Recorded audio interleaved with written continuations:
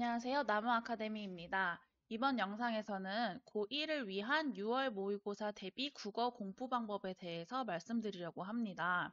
6월 3일 목요일에 실시되는 고1 전국 연합 학력 평가가 한 달 정도 남았죠. 우선 2022학년도 수능, 올해 수능부터 국어에서 선택 과목이 생겼다는 것은 다들 알고 있을 것 같아요.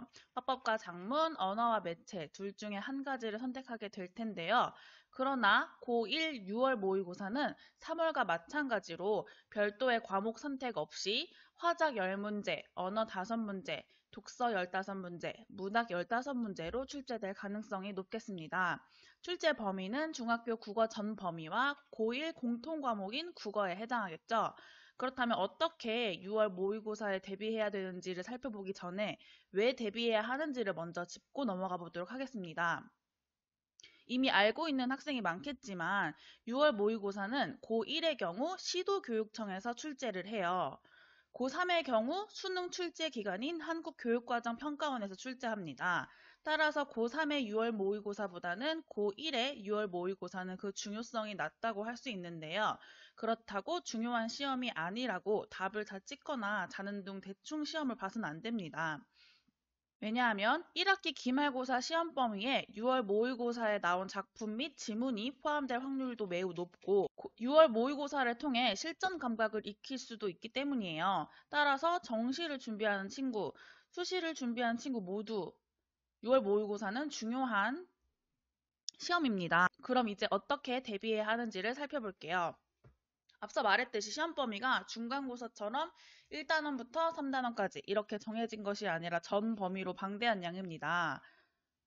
우선 고1 학생들은 대부분 본인이 취약한 부분이 고전시가인지 화법과 작문인지 독서의 경제 지문인지 이런 걸 명확하게 알지 못합니다. 자신이 취약한 부분을 정확하게 알고 있는 학생이라면 그 부분을 중심으로 공부를 하면 되겠지만 대부분의 학생이 그렇지 않으므로 고1 학생들은 고1인 만큼 골고루 공부하는 게 필요합니다. 그러면 이제 화법과 작문, 언어, 문학, 독서 이렇게 영역별로 나눠서 공부법을 말씀드릴게요. 화법과 작문은 여러분이 3월 모의고사에서 봤듯이 지문이 어렵지는 않습니다. 제시된 자료를 활용하는 방안 등을 묻는 3점짜리 문항에서 많이들 틀리지만 말하기 방식을 묻는 화법 문제라든지 글쓰기 전략을 묻는 작문 문제 등은 독서의 내용 일치 문제보다 훨씬 더 쉬운 문제 유형입니다. 따라서 화법과 작문을 공부하는데 많은 시간을 할애하는 것은 적절하지 않아요. 화법과 작문보다는 독서와 문학이 더 중요하겠죠. 화법과 작문은 기본 개념들, 예를 들어 토론과 협상의 개념은 무엇인지, 토론의 순서, 토론의 방법은 무엇인지 등을 정리한 후에 기출문제를 중점적으로 풀며 문제 푸는 방법을 자연스럽게 체득하면 되겠습니다. 그 다음 언어는 본인이 선택 과목으로 언어와 매체를 선택하지 않을 거라고 해도 고1 모의고사에 나오고 고2 내신 시험에 포함되기 때문에 반드시 공부해둬야 합니다.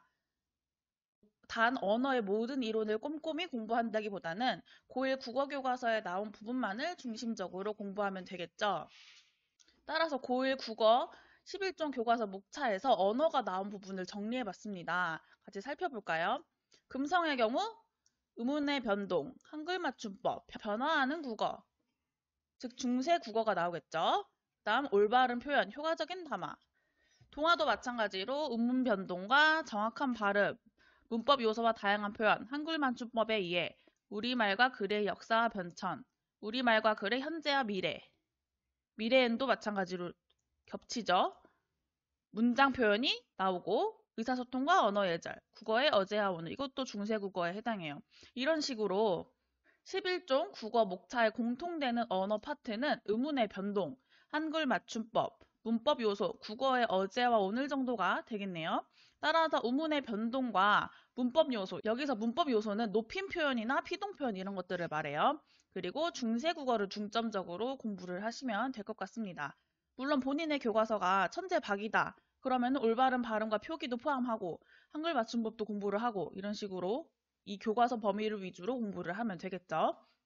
이론적인 내용을 정리했다면 역시 기출문제를 풀면서 어떻게 문제에 출제되는지를 익히면 되겠습니다. 그 다음 문학을 말씀드릴게요. 문학은 크게 고전문학과 현대문학으로 나눌 수 있는데요.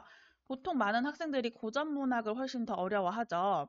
고전 문학에는 현대 국어와 다른 단어들이 등장하기 때문에 당연히 낯설 수밖에 없습니다. 하지만 고전 시가의 경우 현대어 풀이를 연습하다 보면 점차 고전 시가에 대한 거부감이 없어지게 되고 오히려 현대시보다 고전 시가가 더 쉽게 느껴지게 될 거예요. 왜냐하면 고전 시가는 고려가요는 사문부, 율격, 후렴구와 같이 갈래상의 특징도 명확하고 이별의 정한, 우국지정, 현실에 대한 비판 이런 것처럼 주제가 한정적이기 때문이에요. 하지만 현대시는 자아의 분열과 화해, 산업화에 따른 물질 만능주의 비판, 민중의 생명력, 존재의 본질, 도시적 삶에 대한 성찰 이런 식으로 주제를 몇 가지만 꼽을 수가 없습니다. 또한 고전 시가에서는 해는 임금, 구름은 유랑, 자유, 간신, 대나무는 절개 이런 식으로 관습적인 시어가 많이 나타나므로 주요 고전 시가 작품들을 읽어보게 되면 이러한 배경 지식이 쌓이고 처음 보는 작품들도 보다 쉽게 이해할 수 있게 될 것입니다. 고전 산문도 마찬가지예요. 특히 고전 산문은 이 예시 지문에서 알 수 있듯이 한 인물을 지칭하는 말이 다양하여 내용을 단번에 이해하기가 어려울 거예요. 따라서 모든 작품을 읽어보는 것은 현실적으로 힘들기 때문에 주요 산문 작품들의 줄거리만이라도 꼭 읽어보고 이런 식으로 일부 지문을 읽어보면서 등장인물이 누구인지, 등장인물 간의 관계가 어떤지, 어떤 사건이 나타나는지 등을 파악해보는 연습을 하면 되겠습니다. 그 후에 역시 기출문제 풀이가 뒤따라 와야겠죠. 그 다음 독서 공부법은 너무나도 당연한 내용이라 많이들 아실 것 같아요. 지문을 천천히 읽으면서 핵심 화제가 무엇인지, 단락의 중심 내용은 무엇인지, 주제는 무엇인지 파악하는 거겠죠. 이렇게 핵심 화제 또는 접속 표현의 네모 등의 표시를 한 후에 핵심 내용에 밑줄을 치고 이 문단의 중심 내용은 무엇인지 이렇게 정리를 해보는 연습을 해야 합니다. 독서는 특히 무작정 기출문제를 푸는 것은 금물입니다. 지문을 정확히 읽을 줄 알아야 문제를 풀 수 있기 때문에 지문을 읽는 훈련, 지문에서 문제의 선택지의 근거 문장을 찾는 연습이 필수적입니다. 이렇게 4번 선지의 근거 문장이 여기에 있다는 거 이런 식으로 지문에서 근거 문장을 찾아보는 연습을 꼭 하시길 바랍니다. 지금까지 고1을 위한 6월 학력평가 대비 국어 공부법에 대해서 간단하게 말씀드렸어요. 사실 말은 6월 학력평가 대비이지만 말씀드린 공부법은 내신 대비, 9월 학력평가 대비, 수능 대비와도 무관하지 않으므로 이 공부법을 통해서 국어 실력을 쌓길 바라겠습니다.